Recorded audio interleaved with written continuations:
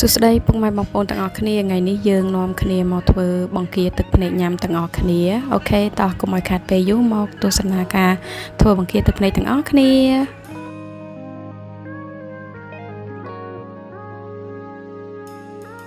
ជាដំបូងគឺយើងធ្វើការបកបង្គាហើយយើងយកអាចបង្គាចេញ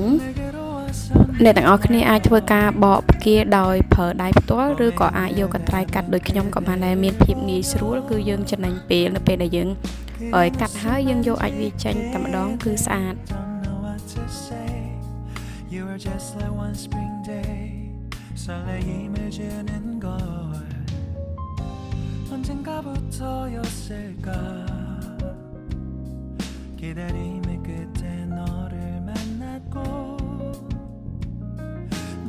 새로 느껴져 something in my heart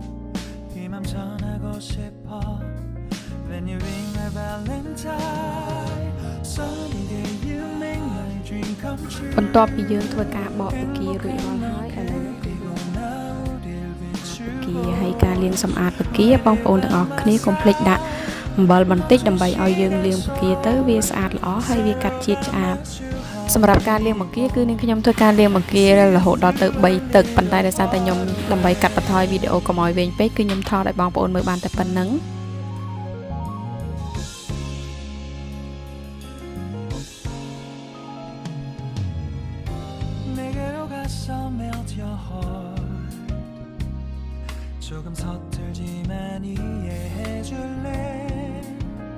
តពីការលាងសម្អាតបង្គារួចរាល់ហើយឥឡូវនេះគឺយើងធ្វើការយកបង្គាមកត្រាំជាមួយនឹងទឹកកកហើយនឹងទឹកសូដារយៈពេលកន្លះម៉ោងដើម្បីឲ្យសាច់បង្គាវាមានសភាពរឹងស្រួយហើយនឹងកាត់ភាពឆ្អាបនៃបង្គាពួកអីដោយសារតែយើងញ៉ាំបង្គាឆៅជាមួយនឹងទឹកត្រីកោះកុងឥឡូវហ្នឹងគឺដល់វគ្គយើងចាប់ផ្ដើមធ្វើទឹកត្រីកោះកុងទាំងអស់គ្នាយើងមានម្ទេសជាមួយនឹងខ្ទឹមដែលបុកម៉ត់ស្រាប់ដោយសារតែខ្ញុំអត់ចង់ឲ្យខាត់ពេលវេលាយូរអញ្ចឹងហើយខ្ញុំអត់បានបង្ហាញពីការបុកម្ទេសជាមួយនឹងខ្ទឹមទេនឹងយើងធ្វើការដាក់ប៊ីចេងចំនួន1ស្លាបព្រាបាយយើងធ្វើការដាក់ស្ករសចំនួន3ស្លាបព្រាបាយហើយនឹងទឹកត្រីចំនួនកន្លះចានចង្កឹះជាមួយនឹងទឹកក្រូចឆ្មាកន្លះចានចង្កឹះ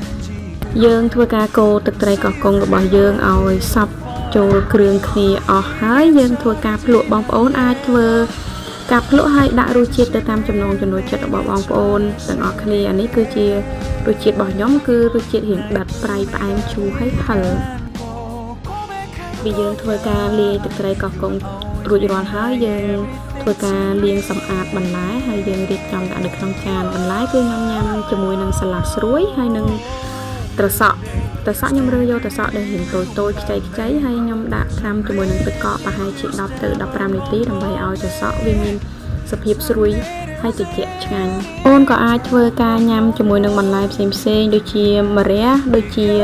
ខ្ទឹមក្រហមបំពងឬក៏បងប្អូនអាចធ្វើការញ៉ាំជាមួយនឹងស្ពៃបូកគោតូចបន្ទាប់ពីយើងធ្វើការត្រាំបង្គាជាមួយនឹងទឹកកកហើយនឹងទឹកសូដារយៈពេល30នាទីឥឡូវហ្នឹងគឺខ្ញុំធ្វើការកាត់ក្រូចឆ្មាជាចំណិតតូចដាក់រៀបពីខាងក្រោមដើម្បីយើងរៀបបង្គាពីលើដើម្បីឲ្យជួយកាត់បន្ថយជាតិឆ្អាបបន្ថែមពីលើនិងបន្ថែមទៀតអញ្ចឹងយើងធ្វើការរៀបបង្គាទាំងអស់គ្នាបងទាំងអស់គ្នាអាចធ្វើការរៀបបង្គាដាក់លើចានដូចខ្ញុំហើយបងប្អូនទាំងអស់គ្នាអាចស្រោចទឹកត្រីកោះកុងពីលើនឹងក៏បានដែរឬមួយក៏បងប្អូនអាចញ៉ាំបង្គាជាមួយនឹងបន្លែជ្រលក់ជាមួយនឹងទឹកត្រីកោះកុងនៅពីខាងក្រៅក៏បានដែរអាស្រ័យទៅលើចំណង់ចំណូលចិត្តរបស់បងប្អូន